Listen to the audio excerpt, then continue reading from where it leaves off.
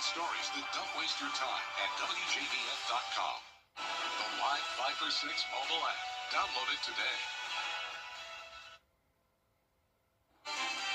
Now on News Channel 6 at 5, a grieving brother speaks out. We'll hear from the family of an Augusta murder victim as your News at 5 starts now. Live from Television Park, this is WJBF News Channel 6 at 5.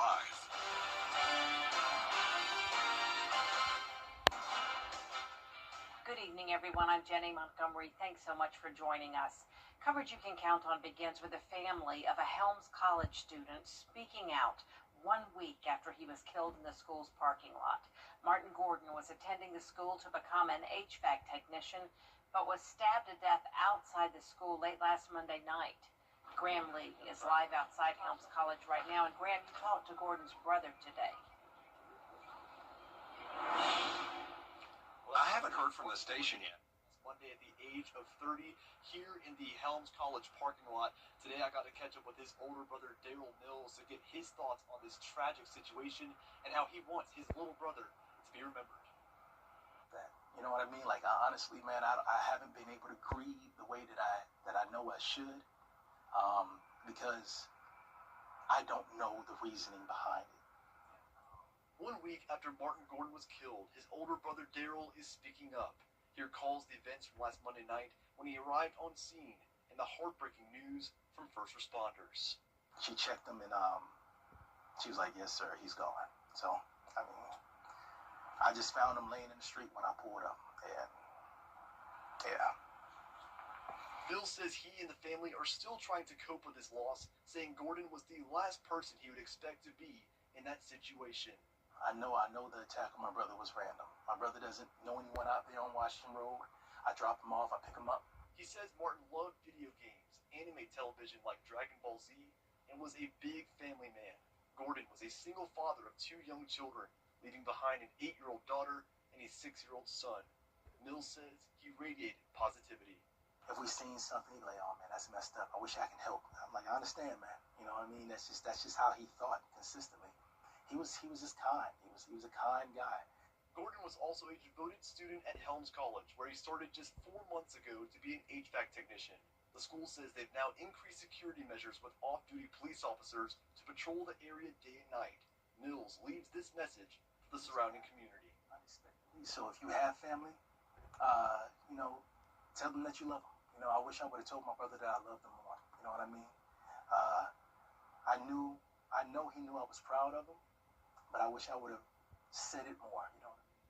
All the things that he was. So the sheriff's office is still looking for the suspect involved in this case. So if you have any information regarding this case, you are encouraged to contact the sheriff's office. The family is in town this week from Maryland, and they're getting together to celebrate his life, and they're planning a funeral that should be set for this Wednesday. Live in Augusta, Graham Lee, WJBF, News Channel 6. Graham, thank you so much for that. Chief Meteorologist Jennifer Tracci joins us now for our first check of the weather on a gorgeous fall day. Yeah, fantastic weather this week, Jenny. You can see the blue skies on our Terry Lambert Hyundai Skyview cam outside the station. No clouds whatsoever, definitely no rain nearby. We did see just the slightest amount of rain yesterday due to a cold front passage, and that dropped our temperatures again today into the low to middle 70s. 72 in Allendale and Barnwell. Augusta, you're at 74. Aiken at 73. Louisville at 75. Overall, pretty consistent temperatures between 72 to 75 degrees.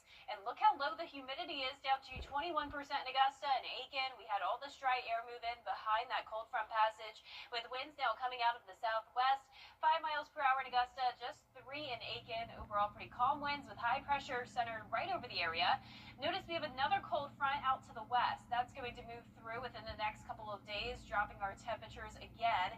But in the meantime, tonight for the Georgia-Carolina State Fair, you can't beat it. It's going to be pretty mild over the next few hours, and then starts to get chilly around 9 o'clock this evening. Now, looking ahead, we will have dry conditions continuing with lots of sunshine.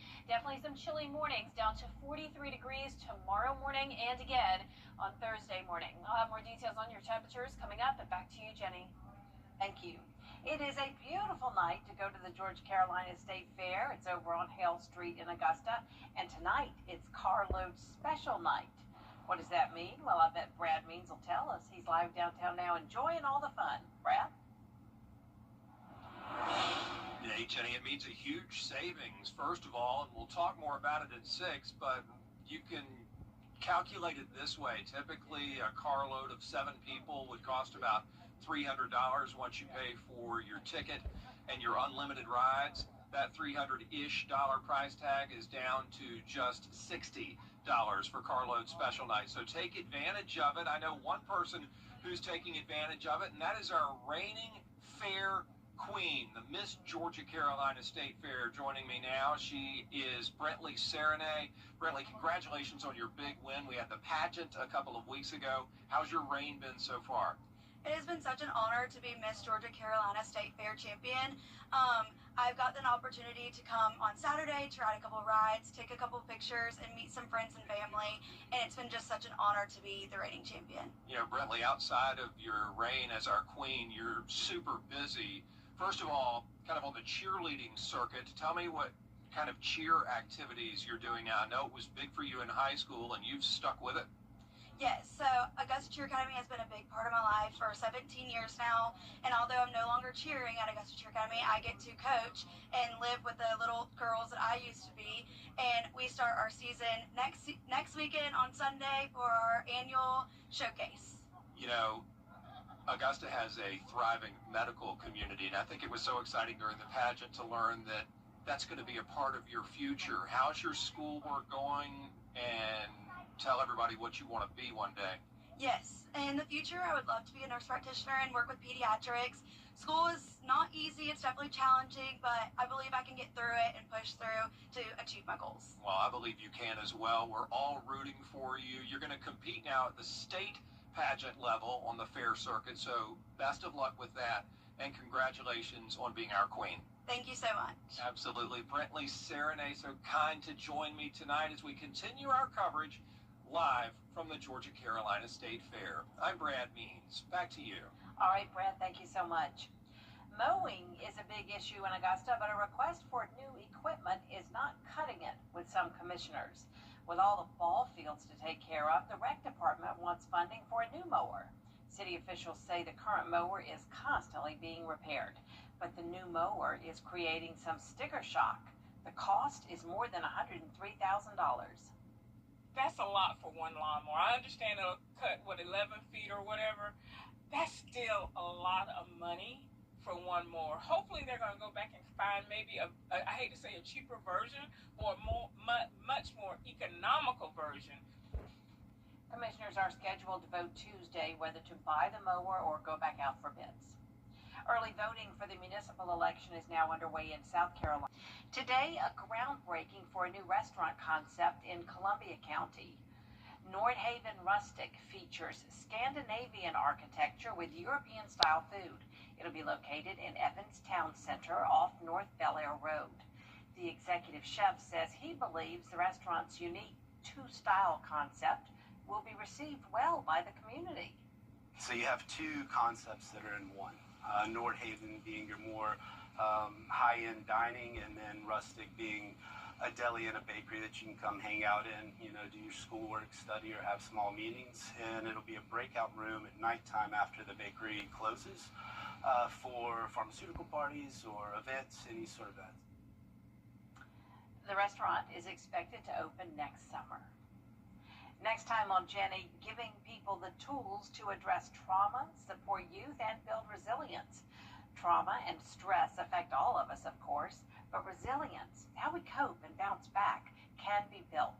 Resilient Communities of East Georgia offers training not just for professionals, but for anyone who cares about kids, families, and the health of our communities.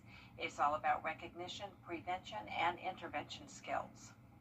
In working with youth, we recognize that we also need to be training adults, whether that's a parent caregiver, whether that's law enforcement, first responders, teachers and educators, our churches and faith-based organizations. Everyone who interacts with children and families can benefit from learning more about the effects of adverse childhood experiences, trauma-informed care, and how to build resiliency to weigh against those things. We'll learn a lot about resiliency skills and how they benefit the community at large. Plus, Habitat for Humanity's Restore and Halloween at the Morris Museum. The Boo Bash is spooky fun for everyone. Tuesday at 12:30 on Jenny. Up next, lowering drug prices in South Carolina. What state and federal leaders are doing to bring down costs. News Channel 6. What's with all the goats? Goat. George's outstanding attorney team. Have you been injured in a car crash? Call George Sink Injury Lawyers and get the GOAT on your side. Hurt? Call all nines now. Here at Medical Associates Club, still ahead, state leaders stopping in Augusta, what they had to say to the Rotary Club after the forecast. We are warming up tomorrow, but quickly cooling back down on Wednesday. But all of this week will be sunny and dry. But could we see some rain from the tropics? I'll have the answer when we return. Weather headlines on WJBF News Channel 6. Brought to you by Southpaw Roofing. Roofing done right. Hey guys, it's Anna Christina here for Roof Savers, and we're proud to introduce our proven, lab-tested, patent-pending Renew at 17, the only asphalt shingle preservation product that provides 17 continuous years of coverage for your roof with just one application and one treatment. Renew at 17 has been rigorously field tested and proven effective on over 1 million square feet of surfaces across the United States. If you're concerned about the age of your roof, leaks, black streaks, or the little tiny rocks from your roof ending up in your gutters or driveway, we're here to help. The Roof Savers 3-step process includes a comprehensive roof tune-up to address nail pop-ups and replace missing shingles. We then soft wash your roof to remove algae and black streaks. Finally, we apply patent-pending Renew at 17. And Roof Savers is the only asphalt shingle roof and multi-surface technology company tested and approved by the Wounded Warrior Program. America's #1 choice for roof preservation. Roof Savers. Save your roof, save your money. Years ago, I lost my... Now, your most... Go to NASCAR.com/tickets to reserve your seat today. Now, your most accurate forecast with WJBF Live 5/6. Welcome back. I hope you had a wonderful weekend. We did have a pretty cloudy day yesterday with some rain in the morning, but right now on our Terry Lambert Hyundai Skyview cam, that is no longer the case. We have abundant sunshine all across the CSRA. Pretty much sunny and 75 today with a southwest breeze of 5 miles per hour. Dew points are very low in the low 30s, making our humidity down to only 21%. Very consistent temperatures from the north down to the south. Washington now at 73 degrees. Same story in Aiken. Satellite and radar not showing anything going on. And as we zoom out, you can see it's because we have high pressure right overhead. Now, yesterday, late last night, we had a cold front come through. That's now out to sea. Then back to the west of us, we have another cold front. Notice no rain or even any cloud cover associated with it. Now, once it gets a little bit closer down to the southeast, we will see a bit of cloud cover develop and maybe a sprinkle here and there, but for the most part tomorrow, another sunny day, starting out chilly in the low to mid 40s, and then we're going to be climbing into the low 80s as we get into the afternoon. Definitely noticeably warmer tomorrow thanks to that southwest wind coming in. 82 will be the high, but then after that, we're staying about the same over the next several days in the mid 70s, pretty close to average. Now those low temperatures following a similar track here from 43 tomorrow morning up to 51, so warmer on Wednesday, but then dropping behind that second cold front passage. And then eventually we'll be seeing those low temperatures warm up over the weekend and early next week due to some cloud cover and potential rain headed our way. But here's a look at our futurecast tonight at 8 p.m. High pressure right over the CSRA. That moves out quickly though, and then here comes that second cold front. So still keeping it clear tomorrow morning, but then as we go into the afternoon, you can see lots of sunshine, but say around 8 o'clock, that's when our far northern counties may just get the tiniest sprinkle of rain, but we have so much dry air in place, I really think that rain chance will be limited. Cold front moves through, that'll bring some late night and early Wednesday morning cloud cover, but notice by 8 a.m. we're back to clear skies and those temperatures will cool down significantly again, with no more rain expected until we get to Sunday. Have just a 20% chance there, continuing into early next week. But notice as we go into the end of the month through October 30th, we're actually going to be entering a wetter pattern. So it looks like we'll have a powerful cold front come through, bringing us a decent chance of rain for the end of the month. And that cold front could help to keep us quiet in the tropics. We're actually watching Invest 98L down here in the Caribbean Sea. 90% chance that this will become our next named storm. And notice it's expected to move westward, but then from there, there's a lot of uncertainty. A lot of the models are showing it move across the Atlantic, and we'll keep you updated on that. But this would likely become our next named storm, Melissa, and a lot of times during the October and November months, we see these fall cold fronts come through, and that helps to keep these systems out of our way. But we'll continue to keep you updated on that. You can see that rain chance up to 20% Sunday and Monday, then higher chances by the middle of next week. All right, Jenna, thank you. Georgia State lawmakers are making a stop in Augusta this morning. Trip Island pink. White flamingos took over the island this weekend after the break. Despite what you heard.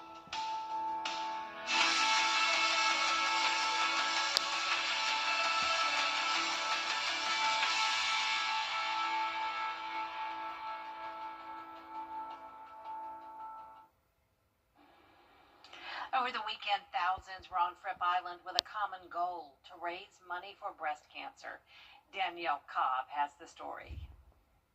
An entire island was washed out with pain today as thousands finished their 30-mile journey. All of it, including this sea of flamingos I'm standing in, is to fight for a cause and awareness on a cancer that invades 1 in 8 women every year. It's impossible not to feel. I'm going to cry now. Yeah, it's impossible not to feel it. High emotions were felt as over 1,500 people made of battlers, survivors, and supporters wrapped their last 10 miles in a 3-day, 30-mile walk for breast cancer, many crossing the finish line with a new hope, all thanks to the Pledge the Pink Foundation. When they come here, they know that they're in a safe environment, and they can let their guard down and be with fellow survivors. But for everybody else, it's just fun to celebrate life, knowing that the money's going for a good cause. Founder Laura Morgan says she started the foundation locally 15 years ago, and it's grown all across the Southeast. Supporters from 48 states made their way today. Even law enforcement traveled 4 hours down 26 and 95 in their pink police car to be involved. We enjoy what it's for, what it represents.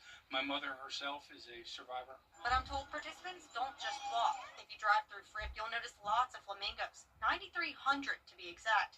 And for every bird planted in the ground, that's $100 toward the cause. If you can't come to this and not be inspired by seeing these people, I mean, just the attitude and the fun that they're having, it says, you know, it's just really an emotional experience for me to see this. It's really amazing. This was our big breast cancer awareness in downtown Augusta as well. Saturday, we had 10,000 people show up for the Miracle Mile Walk. That does it for us this half hour, but we have more coverage you can count on coming up at 5, including the latest on the large-scale internet outage, when you can expect a full-service restoration after the break.